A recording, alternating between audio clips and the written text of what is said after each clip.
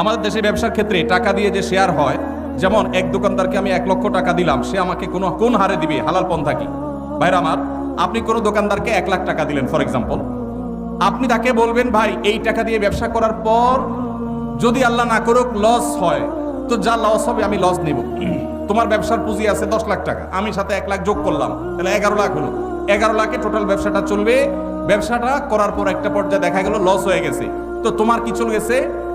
11 লাখ টাকা যদি আমাদের 11,000 টাকা লস হয়, তো আমার 1,000 যাবে, তোমারও 10,000 যাবে। আর যদি লাভ হয়, সেক্ষেত্রে লাভের পার্সেন্টেজটা ঠিক করতে হবে। কিরকম? যে এই 1 লাখ টাকা আমি কত পার্সেন্ট পাবো? তুমি ব্যবসা যেহেতু নিজে পরিচালনা করবা, অতএব তুমি 60%, আমি 40%, অথবা তুমি 50%, আমি 50%, যে কোনো হার ঠিক করে লাভ এবং লস উভয়টার ভিত্তিতে যদি আপনি দেন, সেটা জায়েজ আছে। আর যদি 1 লাখ টাকা দিয়ে বলেন ভাই আমার আসলটা ঠিক থাকবে, মাসে মাসে 2,000 করে দিবেন, তাহলে এর নাম সুদ। এর নাম কি?